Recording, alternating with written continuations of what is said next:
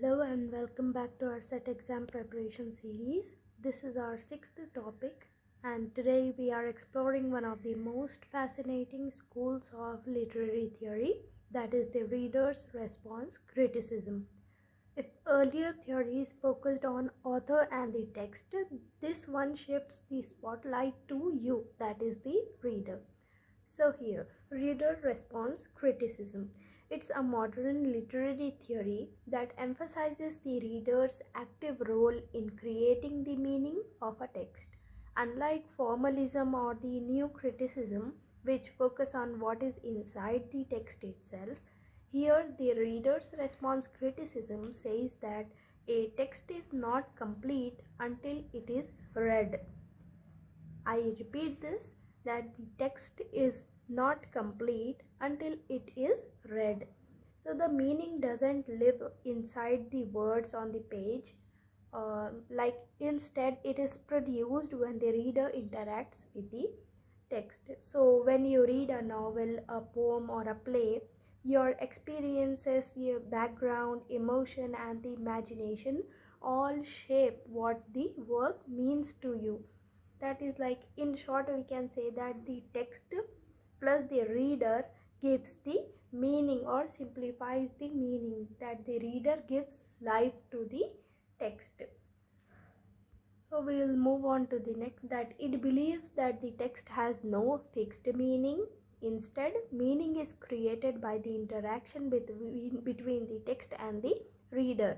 In short, text plus reader gives the meaning of the text.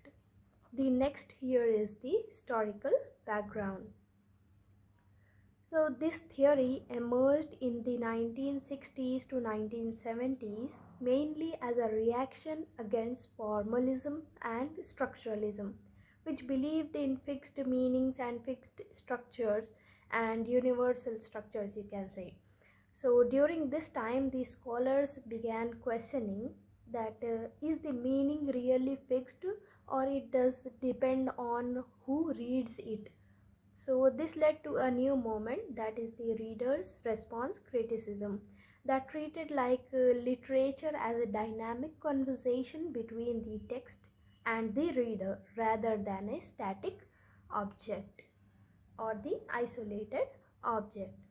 So the next is the reader's response criticism shifted attention from what the text says to how the reader experiences it. It celebrates the reader's emotions, imaginations, and cultural background as the heart of the literary interpretations. Here are a few key thinkers and theorists. The first is the Louise Rosenblatt. The major concept given by him was the transactional theory, and it is like the reading is a transaction. According to Louise Rosenblatt, reading is a transaction. Both the text and the reader contribute to the formation of meaning. When we try to extract meaning of a particular text, not only the author's intention or the author's words are considered, but also the reader's views are considered in creating the meaning about the text. So according to Louise Rosenblatt, reading is like a two-way exchange between the text and the reader. So the reader's emotions and prior knowledge interact with the words to create the meaning. The next here is the Wolfgang Iser. So what major concept was given by him? That is the implied reader concept. So according to him, an imagined reader, the author expects to respond in a certain ways. Like every text has a model readers in mind, like a model reader in mind, like an ideal reader who fills in the gaps and responds to the author's expectations. So whenever a text is written, it is written for a particular group of people who are interested in reading that particular type of text. So here the author, whenever he or she writes the text, they keep in mind the choice of their audience and the need of what is favorable for their audience. And when those audience read that text written by him, they respond in a certain ways, giving certain ideas about that particular text. So here next is the Hans Robert Jauss gave the concept of horizon of expectations. According to that, a reader's social and historical content influences the interpretation. So a reader's interpretation depends on their cultural background, their life experiences, and historical moments. So that one generation sees in a text may differ from another generation people. So before, people used to find morals in the written scripts or stories or novels or poems, but nowadays the new generation try to find courageous stories or historical facts. Such type of text the audience are preferring now. So over the ages, the preference of the audience changes. That is nothing but the horizon of expectations, according to Hans Robert Jauss. The next is the Stanley Fish. The major concept was the interpretive communities. So according to that, meaning is formed by shared beliefs within a community of readers. So here, readers belonging to different social or cultural groups that share the similar reading habits and assumptions, that meaning is not individually formed, but it is formed within a group of people or in communities. So according to Stanley Fish, the concept of interpretive communities, it is believed that one or two person, not only one or two person, but a group or a community or a group of people should have a similar belief, similar point of view, and similar ideas about a particular text. That is a way of giving importance to the reader's response. This is what the theory speaks about. So these were the four major thinkers, that is the Louise Rosenblatt and Wolfgang Iser, Hans Robert Jauss, and the Stanley Fish. So the four major concepts were transactional theory, implied reader, horizon of expectations, and interpretive communities. You must remember all of these terms as it is very important for exam point of view. So we'll move on to the next, which are the core principles of reader's response theory. The first is the meaning that is not fixed or universal. It means that meaning is not fixed, it depends on the reader or the reader's mind. So each reader brings their own understanding, making the meaning fluid and changing time to time. So the next is the reader's background, which matters a lot here. So reading is an interactive process between the text and the mind, and each reader's background, culture, and emotions shape their interpretation. So here reader's background matters a lot, like the education, the culture, emotions, and even the mode of the influence interpretation. So whenever the reader is reading the text, how his mood is at that time, what type of education he prefers, the cultural background, and the emotions also matters a lot. So the next is the reading is an interactive process. Yes, because it is not a passive thing. Reading is not a passive activity. The reader mentally participates in shaping the text or extracting the meaning of the particular text. So it is not at all a passive, but reading is an active activity. So here the next is, there is no single correct meaning to a particular text. This means that the multiple interpretations can coexist about a particular text. There can be many meanings given according to the mindset of the person who is reading, that is the reader, and all are valid from different perspectives. You can't say that this particular view about that text is not valid. Each and every person or each and every reader will have a different point of view about that particular text, and all of them are completely valid, as every reading experience is unique and subjective in their own way. So the next is the reader completes the text. Like a written text is like a musical score or a musical rhythm, that it only becomes a real when performed by the reader's imagination. So when the reader reads the particular text and present what he or she imagined about that text, what their views are about that text, that only completes the text, or it provides a particular meaning to the text. So our text is incomplete without the reader's point of view.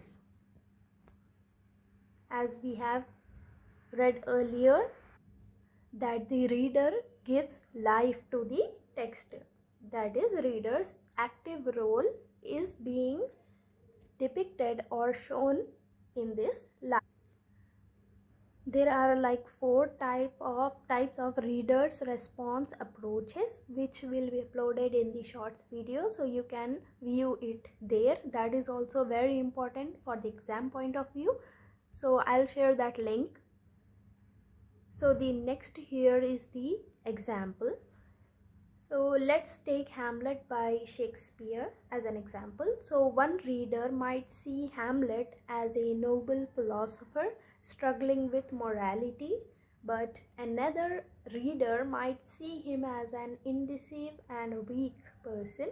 Both are correct because meaning is constructed by the reader's perspective. That's the essence of a reader's response criticism. So imagine reading Shakespeare's Hamlet. One reader may see Hamlet as a brave philosopher, another as a hesitant dreamer. Both are correct because meaning lies in the reader's response, not in the author's intent or the author's intention. So the next are the key terms to remember. So here the first term is the implied reader, which means the ideal reader imagined by the author. So a particular author imagines a particular type of community or the particular type of ideal reader or his target audience, you can say, and after keeping that in mind he writes that particular text. So this concept of implied reader, the reader imagined by the author, this concept was given by Wolfgang Iser. So the next is the interpretive community, the groups that share the similar habits or similar interpretive habits. Similar type of thinking, cultural background may be similar, the economical background may be similar. So those similarities combinedly forms a particular choice of that group or that community. So that is nothing but the interpretive community, groups that share similar habits or interpretive habits. This concept of interpretive community was given by Stanley Fish. The next is the Horizon of Expectations by Hans Robert Jauss. So what does it mean, horizon of expectations? As we have read earlier, that readers' cultural and historical outlook matters a lot. So readers' historical, cultural and emotional background or outlook contributes in their choice of text they prefer to read. That is nothing but the horizon of expectations. The next is the Transactional Theory by Louise Rosenblatt. So the meaning arises from the reader text interaction. The meaning arises from the reader text interaction. But like whenever a reader reads the text, a meaning is created, and that meaning which has been created by the reader completes the text. Without the reader's perspective or the meaning provided by the reader, the written text is a passive, or the written text is incomplete until and unless the reader provides their own meaning to that particular text. So the next here are the criticisms. Every theory has their own criticisms, as how we have here. So while readers' response criticism is powerful, but it faced criticisms like other theories. Firstly, they said that it is too subjective.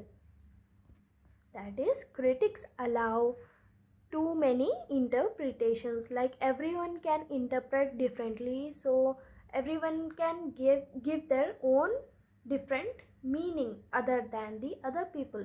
It is like every person have their own point of view, so where's the limit? So there is no limit, right? So this was considered as one of the criticism, that critics told that it is too subjective, that it has a lot of meanings according to the readers. The next is it ignores author's intention. So here you can say that it completely ignores the author's intention, or what the author meant to say with the help of that text. So it sidelines the author's role completely. So it may ignore the author's purpose or text's structure. The next is it neglects the textual structure. It sometimes forgets that the text themselves guide the interpretation. So sometimes it happens like the author wrote a novel. He or she is completely aware of what they want to portray or what they want to show in front of the reader. They create all those scenes, scenarios, dialogues, all of those things in a very accurate manner, so that they can provide or show or depict the exact story, whatever they want to show it to the reader. So here sometimes it happens that some stories or novels have their exact meaning, that what the author wants to show to the reader is fixed. It can't be changed according to the reader's mind. That particular story can't have 2 or 3 endings, like according to the reader's mind ending can't be decided. It is fixed from the start to the end. The story or the novel story is fixed, it can't be changed. In that scenario, only the reader will get what the writer wants to say. But here in the reader's response criticism, as this theory gives importance to the reader and let them find their own meaning about a particular text, which gives a various type of meanings to a single story. Every person will give a different meaning to that particular story. So here what is being neglected? The textual structure is being neglected, and the author or the writer is also being neglected. Here it does not allow the writer to say whatever he wants to, like whatever he wants to portray in front of the reader. Instead, the reader is allowed to freely create the meaning whatever they want to create about that story. So this is one of the criticisms. And the next is the relativism. If all readings are valid, then even wrong interpretations may seem right. So there are a lot of interpretations about a particular story, different for different people. So if, like, there are 5 people, they read that story and they are giving 5 different meaning to that story, then even if one person is giving a wrong meaning to that story, according to this reader's response criticism, it has to be counted as a valid meaning, because here reader is given the power. So with those 4 different meanings about that text, the fifth is also given the equal importance because of this reader's response criticism. So even the wrong interpretations may be said as the right interpretation. So this is one of the criticism of this theory, which is known as the relativism, that if all of the meanings are related, then wrong meaning is also termed as the correct one. That is nothing but relativism. So here the next is the conclusion.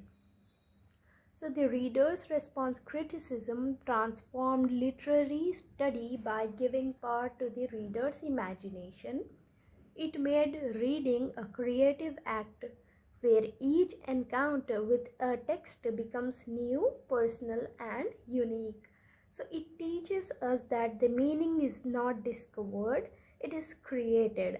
And the reader, not the author, it is the reader that becomes the final interpreter of the text. So the reader's response criticism reminds us that the literature lives through the reader, but not the writer or the author. So each act of reading becomes a creative collaboration where your thoughts, feelings, and imagination bring the text to the life. So next time you read, remember you are not just reading the text, you are co-creating it. So this was our sixth topic in the CTET exam preparation series, that is the reader's response criticism. So if you found this very helpful, don't forget to like, share and subscribe for more simplified lessons on literary theories and English pedagogy. So stay tuned for the topic 7, where we'll approach another key critical approach in detail. So until then, keep reading, keep interpreting. Thanks for watching.